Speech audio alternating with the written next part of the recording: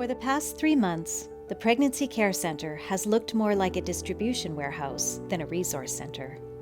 Stacks of baby boxes, hampers, and meals to be distributed to families in need have replaced the space for clients in our reception area. When COVID hit, prenatal, financial literacy, baby's first year, Mother Goose, and fatherhood classes transitioned to an online platform, and our large classroom evolved into a sorting area. Toiletries, baby items, maternity clothes, food, and gift cards were placed in packages for families and mothers-to-be. In partnership with Camp Evergreen, Dalhousie Community, and Centre Street Churches, the Meals for Mums program was established. Each meal package contained enough to feed 2 adults for 5 meals.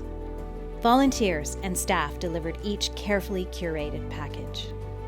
At a time when a trip to the grocery store was stressful, diapers, formula, and baby clothes were out of stock, and what was challenging before became almost insurmountable, these packages represented tangible ways we could respond to the COVID crisis. Thank you to the individuals, families, and church communities for making this work possible. Your gifts made a difference in the lives of the most vulnerable. In fact, you fed over 700 meals to struggling families and provided crucial necessities to more than 100 moms and their children throughout this crisis. Thank you. This work is only possible because of your concern for the most vulnerable.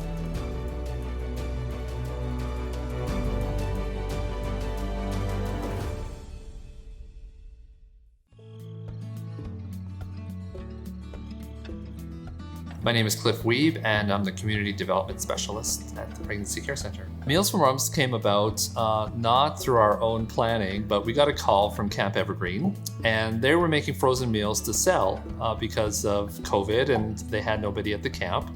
And so they said to us, we don't just want to sell meals and make money off of them, we also want to give some away kind of as their tithe.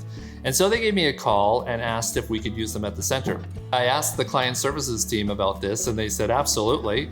And so then one thing led to another, and we started identifying moms who needed meals and delivering them all over the city. And so we got some donors and some donations, and we started cooking meals right here in this very kitchen at Dalhousie Community Church. Client services decided that the meals would go to moms who were just having babies, and so they would give them 3 weeks of meals, as well as moms who definitely were in poverty and in need. From when we started in April until when we finished in June, early July, we delivered 860 meals. One of my favorite stories came from our manager out in Strathmore, Drinda. And she said that one time she went to deliver a meal package to a mom, and the mom came out and she just burst into tears because she was going through so much in her life. And Drinda said, I can't give her a hug during COVID, even though she wanted to. So she said, I social distanced a little ways away, just sat down in the front yard, and we had a long talk. And I think the meals just opened up a lot of conversations that our volunteers or our staff could have with these moms, even more than just, calling and checking up. If you are able to deliver something or help them in some physical way, it just really creates an openness to talk more. We had developed a relationship with Centre Street Church, and they had received quite a bit of funding from the government to help people in need in Calgary around food security. And it was a seamless transition from when we ran out of money and the food ran out here, and they ramped up their program at Centre Street Church. And so moms who were getting meals just kept getting them, and they will continue to get them all the way until Christmas time, because they're planning to run this program all the way to Christmas. Usually that's just such a great example of the way that the centre just rose to the challenge of completely unexpected circumstances, making it up as you go along, but meeting people's needs. It's fabulous, fabulous. Good evening, everyone. Thanks very much for joining us. We're going to be spending about half an hour this evening listening to stories from clients, stories from staff, hearing about the work of the Pregnancy Care Centre.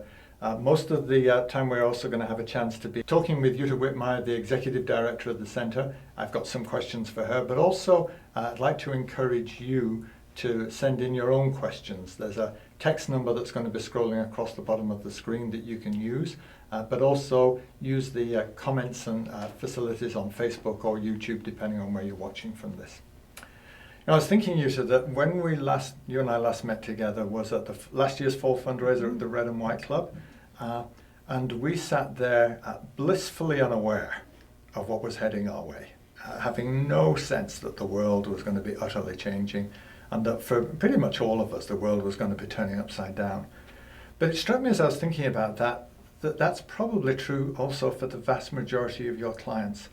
They're people who had no idea of what was heading their way and found their worlds being turned upside down.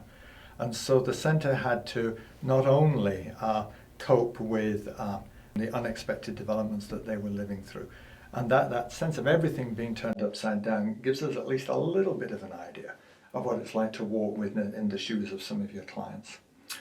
So we're going to be hearing some stories, and we're going to be having some chats. This is the fall fundraiser, and there are going to be quite a few different ways to donate. I'm going to ask you, if you can, to hold off until the end when you've heard the stories, because we'll be talking about the whole giving process at that point. But if for some reason you can't stay on until the end, or you're not going to be watching the broadcast till later, that text to donate number is one of the ways that you can give, and we'll talk about others in due course.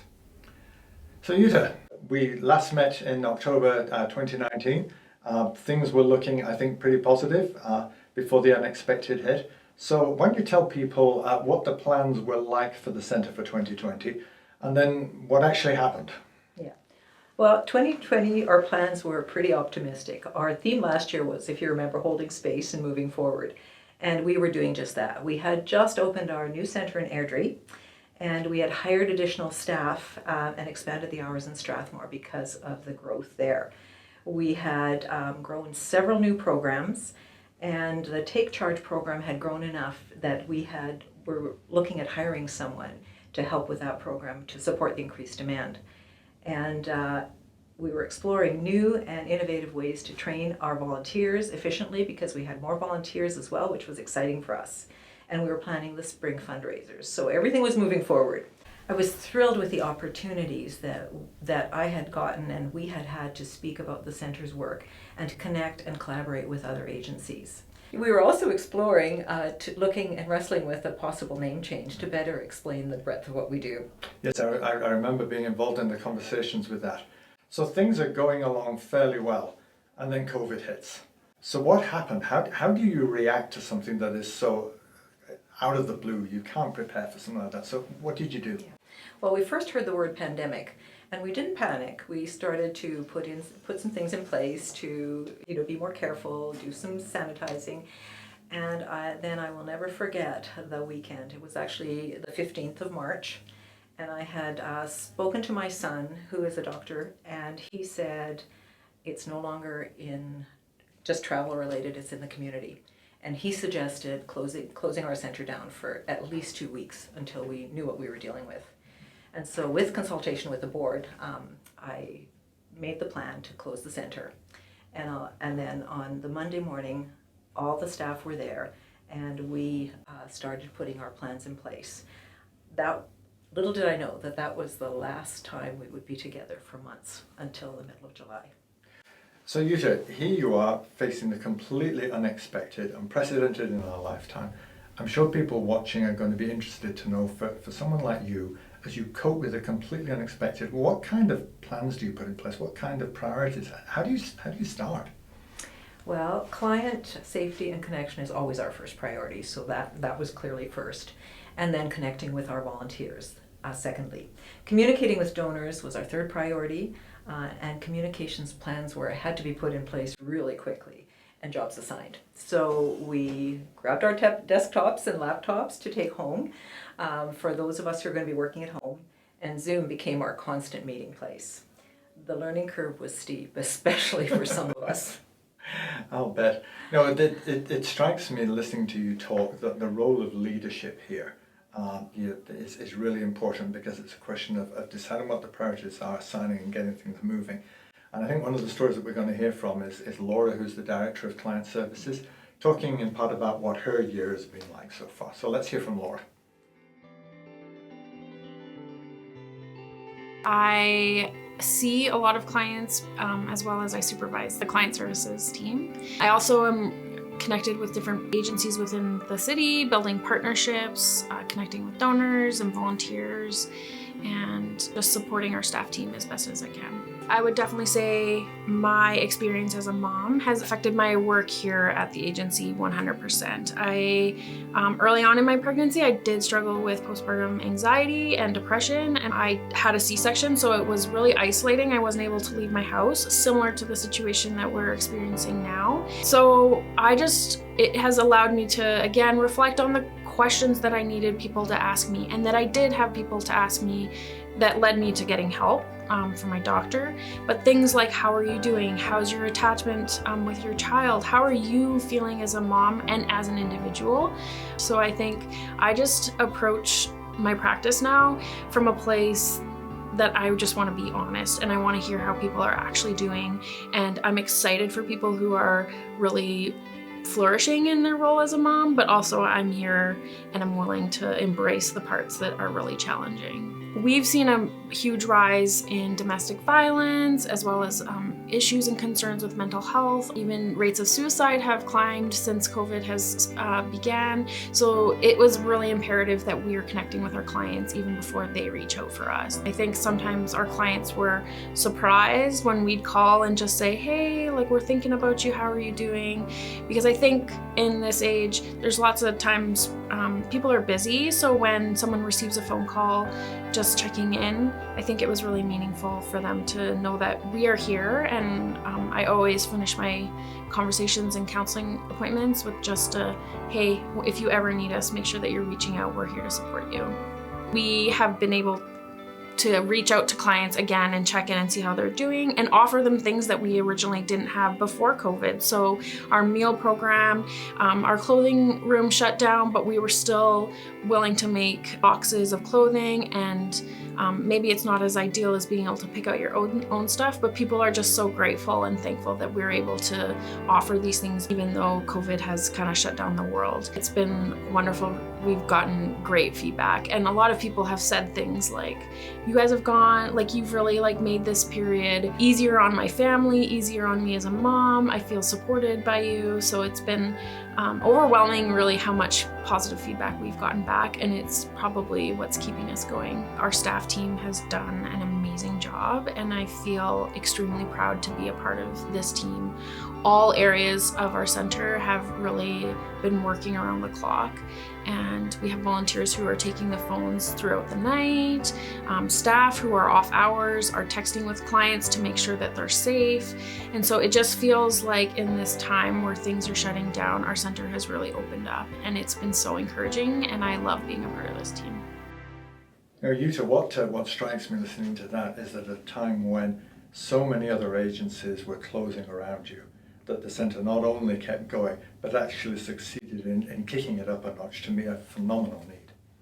Well, we knew we've got a very small staff, and so we knew that we could not properly care for our clients without the support of our volunteers. So that quickly became a priority. I am still amazed at how the team pivoted to meet the needs. Volunteers set up in their homes, and in fact home offices, for client contact and sessions. Despite the building being closed, we were still open to clients 24/7 through phone, Zoom, and text, thanks to our volunteers. So Yuta, what kind of things were the volunteers doing? Well, volunteers did, as usual, most of the work of the center. Volunteers delivered meals. What was really exciting for me was that we had, in about a 2-day period, about 50 donors that contacted me personally and asked how they could help. And many of them became volunteers during that time and delivered packages and meals to our clients. We had volunteers come in and sort the wonderful donations we received during that time, socially distanced appropriately, of course. Right. And they packed packages, and they actually cleaned out our rooms downstairs so that we could actually give away all the goods that we have. Very neat, very neat. I remember the very first conversation you and I had years ago about the centre was about the crucial importance of the volunteers here and how it really couldn't be done without I think it's about 200 people who volunteered in the course of the last year. And I think one of the things we've done is to put together a bit of a video showing comments from some of the volunteers about what it's been like for them working with and for the centre in the course of this very unexpected year.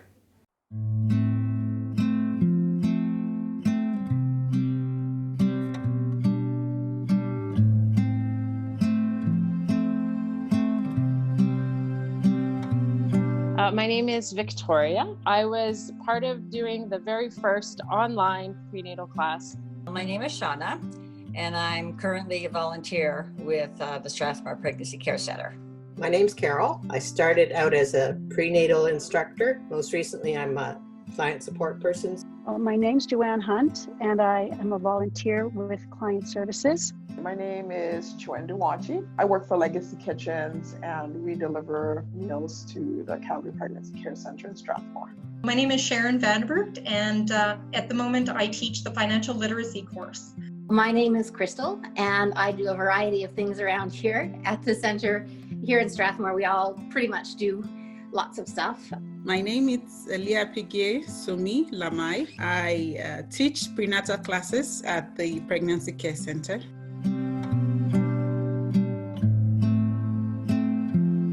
I wanted to talk to women who had limited support and see what I could do to help them out. I'm a doctor, a medical doctor. I was working in women's health. So moving to Canada, I had to go to school, and I really wanted to get back to helping out pregnant women. I worked as a teacher for many years, and I was coming up to 60 and thought, well, it's probably time to move on and do something a little different. Now, I was an adopted child as an infant. It was a way of giving a thank you to my birth mother. I did, in my heart, want to thank her for just giving me that opportunity to have a really good life and a really happy and fulfilled life. So I was a single parent for about 3 or 4 years, and also a very young mom. I was 19 when I had my first baby. And so that has always played on my heart, and I've always wanted to work with young women because I went through the struggles. I have personally faced unplanned pregnancy, and I've also experienced the crushing aftermath of an abortion decision. And I find that women who come to us for help with their post-abortion grief are very deeply comforted by the fact that I have also walked a mile in their shoes. I felt that pregnant women and their partners in this season were just facing so much uncertainty. It was really awesome to be part of just giving them practical information that could help them feel empowered. So it was basically get on the phone, start contacting people, letting them know that we're here. It's been very interesting doing Zoom meetings. So I was doing Zoom meetings with baby's first year. At the beginning, I did helpline once a week. I also delivered some meals to a client and clothing to them when they couldn't come in. We just sort of covered whatever needs that they had. I handled incoming calls so that freed up staff members at the centre to be able to do other things. I would speak to clients and ascertain what their various needs were and then figure out how we could best help them. Once COVID hit, I felt even more empathy for the women reaching out for help because I deeply suspected that many, many of these women were suffering in isolation.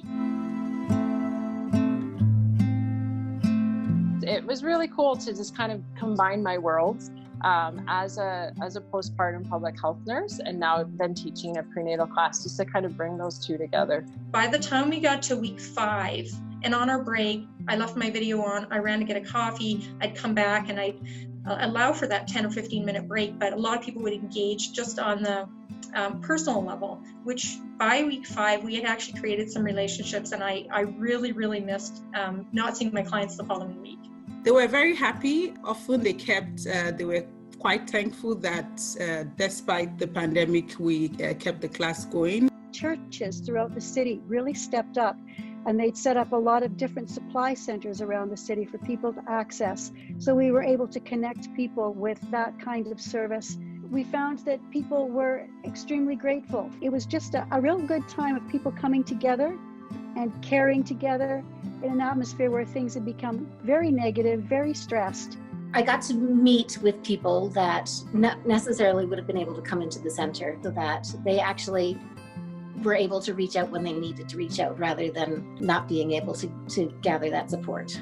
When we started making deliveries, like when people needed diapers or those meals for mums, and that I was able to just go and deliver some of the stuff. So we got to, wave at our clients through the window, which was amazing. You could just see the big smile on their face too.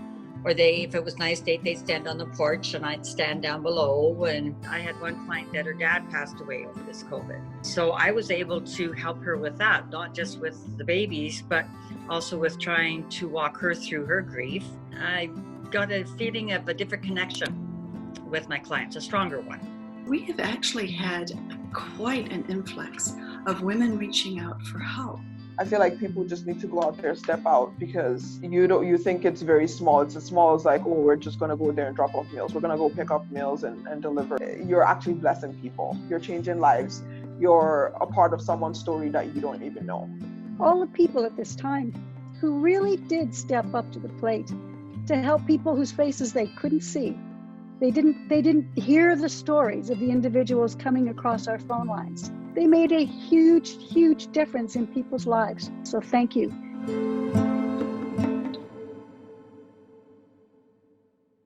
What strikes me listening to that wonderful set of stories from the volunteers is an awful lot of people seem to find their sense of purpose in what they're doing at the centre, and it's as if the way that the volunteers stepped up was what enabled the centre to rise to the challenge of COVID.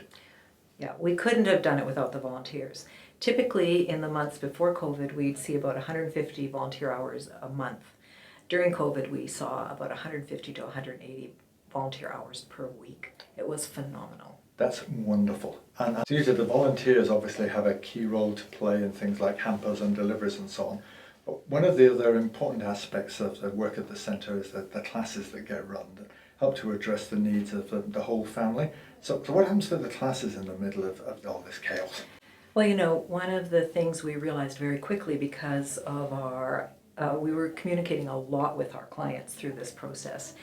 And we realized that our clients were especially isolated, many of them, and were needing education and community. And so online classes was the obvious and probably only solution that we could go to. We started with prenatal classes, and our wonderful team of instructors just stepped up, and we were able to fill that immediate need. That was our first need. Childbirth is a challenging process at the best of times. And for our clients, many of those giving birth with all the unknowns of COVID, for them it was terrifying. So there's understandably an absolute need to keep going on the prenatal classes given the circumstances in which this is happening. But what about the rest of the classes? Well, to date, all our classes are running virtually. And we have not only got all our classes, but we've added some more as we saw some other needs. It has been critical for our clients to have this connection, and they have been incredibly appreciative. Staff and volunteers have worked really diligently to facilitate this, and Deborah's story is one of the ones that showcases the values of these classes. Well, thank you, Yuta. We're going to hear Deborah's story now as we talk about the education work of the centre, and we're going to be hearing from staff, from volunteers and from clients. So let's hear Deborah's story. My name is Erica and I'm the Client Services Coordinator. I started here right before COVID started. So I transitioned the classes into an online format, and I think the thing that's really stood out to me during this whole process is that even though we're not supposed to be together physically, we can still create community between our clients through our classes online. My name is Amanda, and my most recent role at the center is facilitating a course called Active Parenting. The course material itself is excellent, that I find everyone is benefiting. My name is Deborah. I have a son that is 5 years old, and I have been part of the center since I was pregnant, probably 5-6 years ago. I was very happy when they told me that they're gonna take those classes through online, and I got a lot of new ideas too that I started to implement already. Being a mom is my absolute favorite job, but I don't think that often we get celebrated, that we have people coming alongside us. And I just really wanted to serve as a support system and build a community. I think the greatest impact that we made was to bring community to people in their homes, to give them a chance to share about their day, to give them a chance to share about their concerns as their kids were going into school in the fall with all the changes, and to just let them be heard in a season that can be really lonely. I really enjoy that aspect of classes, is the community that we create for moms and for parents. I know that after having a baby, it's hard to find that community, but if you attend a class, it's easier to meet other moms who are in the same stage of life. They make me feel that I'm not alone. And chatting with other people and sharing your thoughts, your ideas, that's huge. For sure, guys, keep doing what you do. As I mentioned at the beginning, I've been in the center for 5 or 6 years. That is not bad news. There is no one thing that I can say, well, maybe they should improve this one or should that one. No, it's always like perfect. Anytime you guys need me, I am always there because you're always there for me.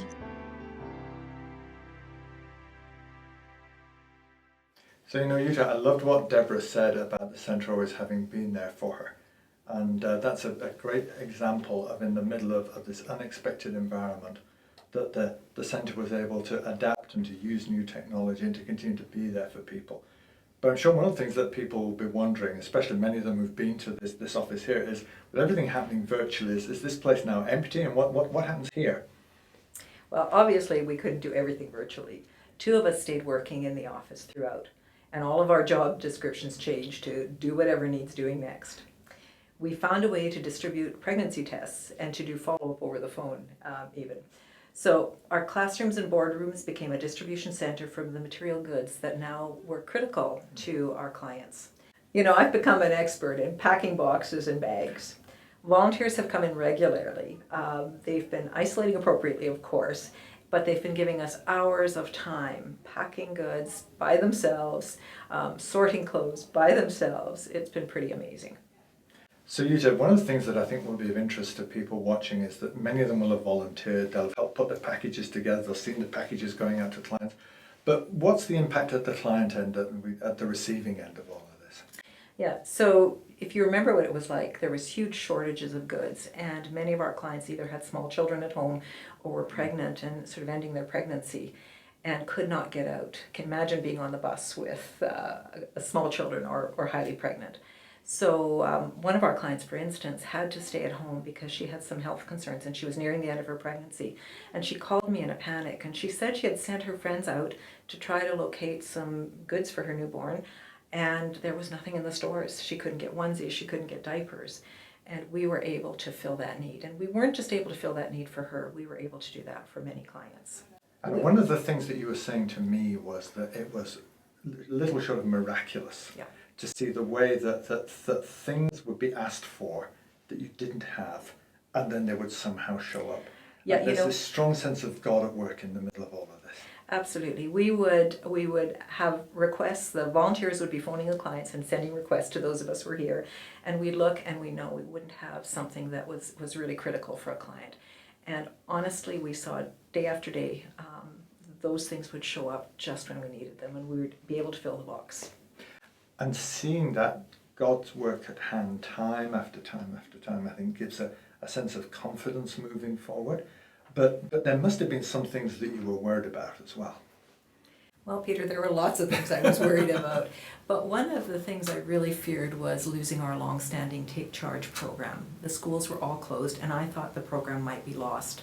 But I'm pleased to tell you, because we have kept in contact with all our teachers, and we have been able to connect with youth groups and parent groups. We have been invited to speak again in the schools, and we are currently almost too busy for the staff person that handles that. And so that's been really exciting, because that was a huge fear for me. Yes, I know that it's a really important program at the sort of front end of all of this process. So I think it's very neat that in the middle of all of this that you've been able to get that not only going but going strongly. We talked earlier though about other agencies, some of the other agencies closing or struggling, funding clearly a big issue for many agencies. Talk a bit more, if you would, about the nature of your collaboration with other agencies.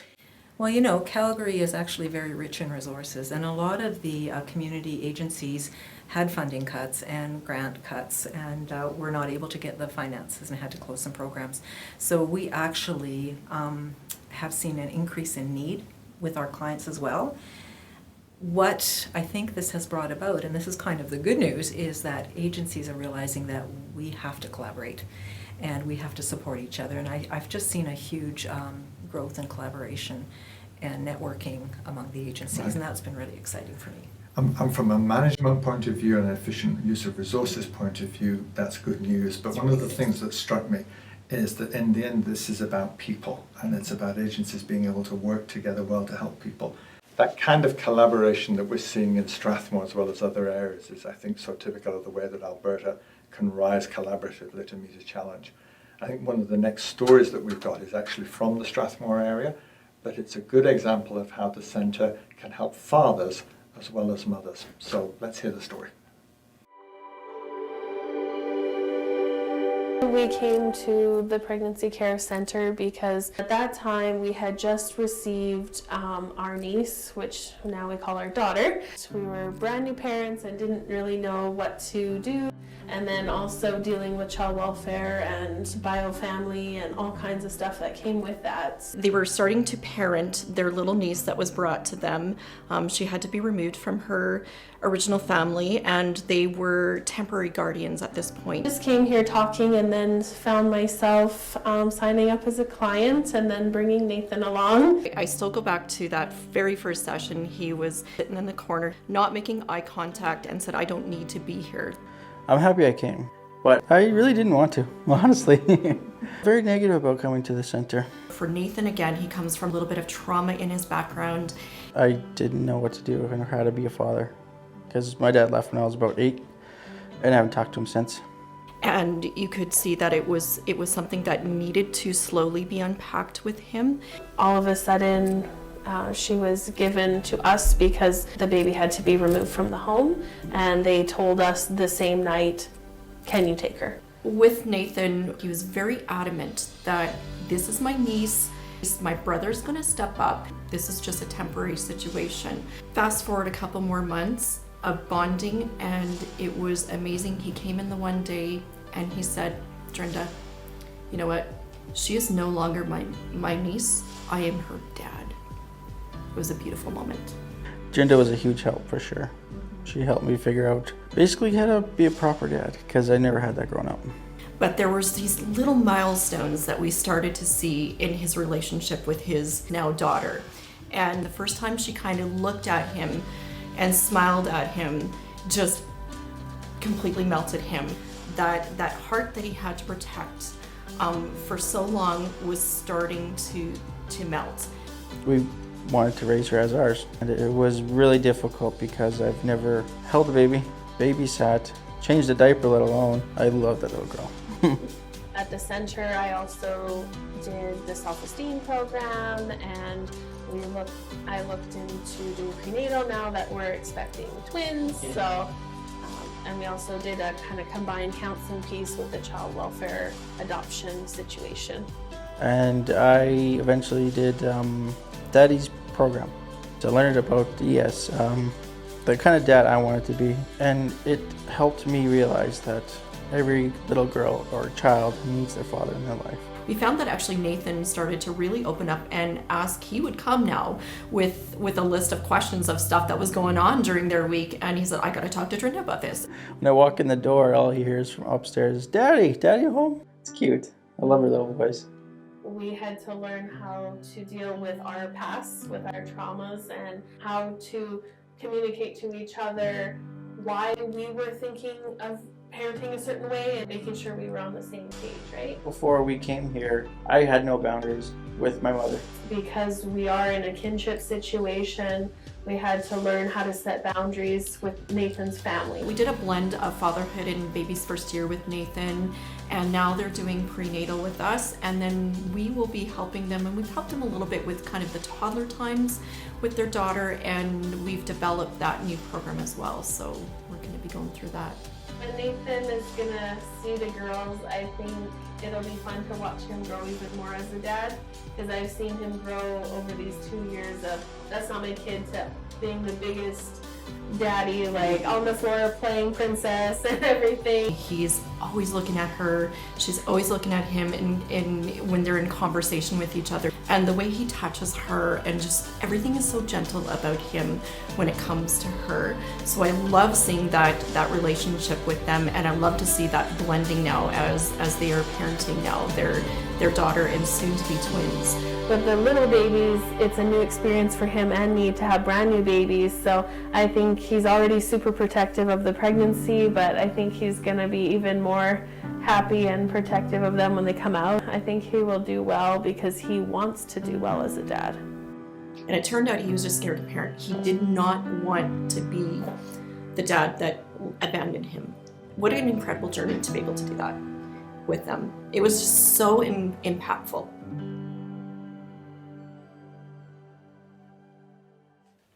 So at the time of last year's fundraising banquet in those BC days before COVID, we were talking about the expansion into Airdrie. I'm sure people who are watching will be interested to know what's been happening in that expansion too. Yeah, we have a wonderful facility and we've got excellent staff and volunteers, and we were going very well until COVID hit. But you know, like Calgary, Airdrie stepped up and we have been pretty much tracking the same. In fact, Airdrie was the first centre to open physically after COVID. That's very good. I know that one of the sort of cliche sayings is that it takes a village to raise a child, but cliches become cliches because they're true. I think the story we have for you here from Airdrie is of a village raising a child. So let's hear from Airdrie.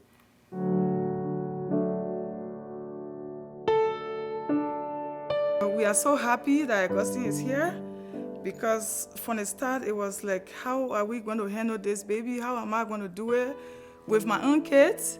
And Zay I decided for us to move from Halifax to Calgary. And then when we came over here, things was getting bad. Every time she would take knife, scissor to, cut her hair and stuff like that.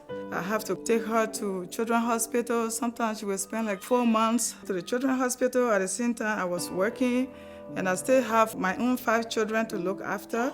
That was really, really hard for me. When we moved in Airdrie, we visited Africa. When we came back, I didn't know she was pregnant, but after 5 months, I took her to the hospital, and then they're like, she's pregnant for 5 months. I said, wow. Our first contact with Rita came through mental health services.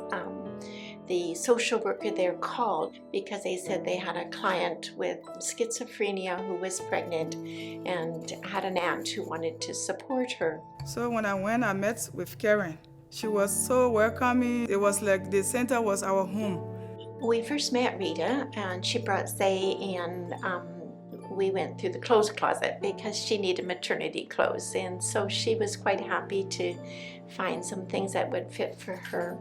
And then we needed to get her ready for delivery because her time was quite short. I have a nurse that teaches prenatal, and so she met with her one-on-one. At that time, Zay, she didn't know how to take care of baby, right? But with the prenatal class, she's okay with the baby. She takes good care of the baby.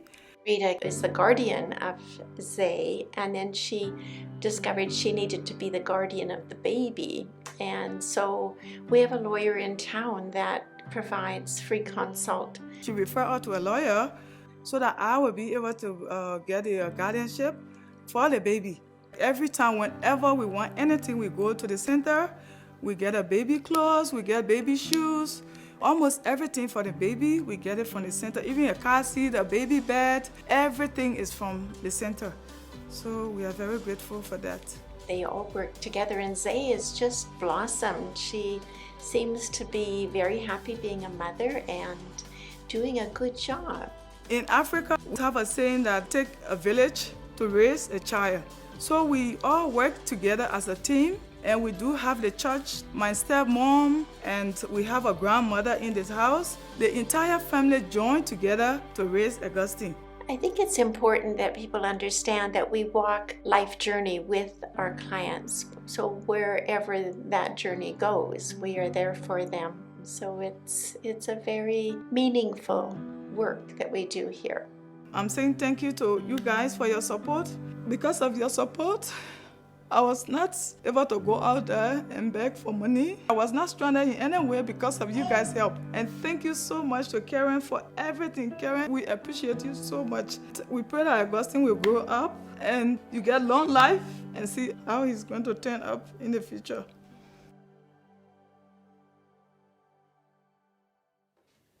You know, Yuta, watching that story causes me to reflect. You'll have seen that on the video stories that we've got that saying of if not us, then who?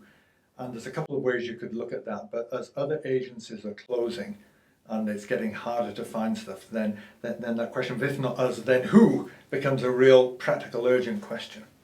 One of the other things that I'm hearing is that as the pandemic grinds on, that one of the increasing challenges is not only physical health and physical provision, but mental health as well.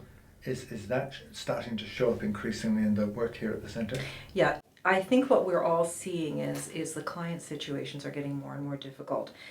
There is an increase, if you're watching the news at all, you know that there's an increase in depression, there's an increase in anxiety, there's an increase in suicide actually. And for our clients who are already isolated and alone, it's often even more of an issue. And on top of all of that, with the recent news about yet more layoffs as we head into the long winter of the second wave and so on, presumably money's becoming more of an issue for many of your clients as well. Yeah, many of our clients are already in, what we would consider a level of poverty. Mm-hmm. And I think what we're seeing also is that fear and uncertainty about the future is definitely having a huge impact. Yep. And people can cope with many things, but uncertainty is a really hard thing to cope with. And so the centre being here to help guide people through whatever challenges the pregnancy presents seems to me to be really important. Yes, Peter, we're here to support our clients and as they navigate through the challenges related to an unexpected or unanticipated pregnancy. But also the women who've experienced the grief and loss after an abortion need to know that there are people still here to listen and that they are not alone. And so we've been able to continue with one-to-one and group on Zoom for the women who have experienced the grief of an abortion as well. The other thing that I've noted, which has been very interesting, that more of our clients and their partners are considering adoption as an option as the challenges of the future seem almost overwhelming. It strikes me, Yuta, that precisely because the future can seem so overwhelming, that it's really important that the centre continues to be a place where people feel it's open, that they're accepted, that they can be heard, that they can be helped to work through their choices. And in the middle of all this turbulence, that's such a vital role. Many of us, not all, but many of us are blessed to have really tidy and well-ordered lives. But for those who haven't been similarly blessed, the centre's able to help with sort of layers of help. There's the mental help with things like confidence, like being heard, like having some feeling of an ability to move forward. There's the access to expertise with things like access to lawyers who are giving their help for free. There's the access to physical help, which is things like the clothing and supplies when people can find themselves in a situation where they have nothing. Throughout your 30 years, God has always provided. He absolutely has. Because we have always provided solely on our donors and volunteers for support, we have been able during this time to keep and increase programming and client care, which to me is amazing. When many other agencies have had to cut programs, we have been able to do that, and that's really on our supporters and our volunteers. I've been a part of the centre for a long time and have never been more encouraged by the sacrificial giving of all those who believe in making a difference in the lives of young families. I can look back and see the provision and the difference we have made together. I can look confidently into the uncertain future, knowing that the work will go on. And so, as we move towards the end of this, what I wanted to do was to ask you to put the work of the centre in the context of the eternal. Because 2,000 years ago, Jesus stepped up to the speaking stand at a synagogue in Nazareth and quoted words from Isaiah when he talked about good news for the poor, freedom from the prisoners, freedom from being oppressed. And he was announcing the incoming of the kingdom of heaven. And that's what the centre's doing here. It's continuing that incoming tide of the kingdom of heaven. And what we've been hearing about today is about good news for the poor, freedom for the oppressed, freedom for the prisoners. And the work of the centre, of course, could not be done without the staff and the volunteers. But one of the themes that we've heard about tonight is, if not us, then who? And that us includes you. Because none of the work of this centre could be done without funds. It can't run on empty. So I'm going to ask you to pause for a minute before we look at things like the text number and the website for giving. And I want you to just silently and quietly ask God, what is it that you want of me? And if God gives you the same number as you originally had in mind, then that's fine. There's no pressure here. But what I want you to do is to say to God, out of the abundance that you have given me, what do you want me to give to help to continue the work of his kingdom here? So let's just pause for a moment.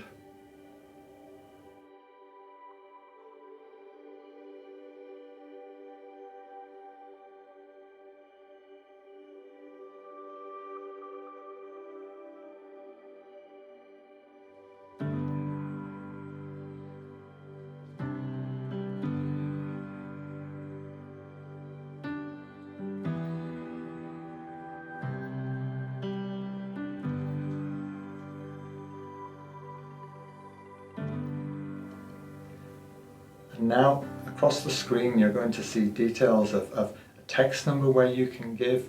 You're going to see the website you can give. And those are all different ways in which you can financially support the work of the centre, as well as please your ongoing prayer support, because that's so important too.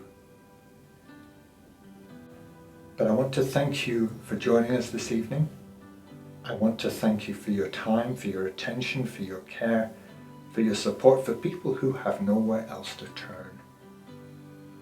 That's so important. So thank you again. Please, please do prayerfully consider what level of financial support is appropriate for the centre in this current circumstance of continuing and deeper darkness. And thank you again for watching. Please do continue to pray.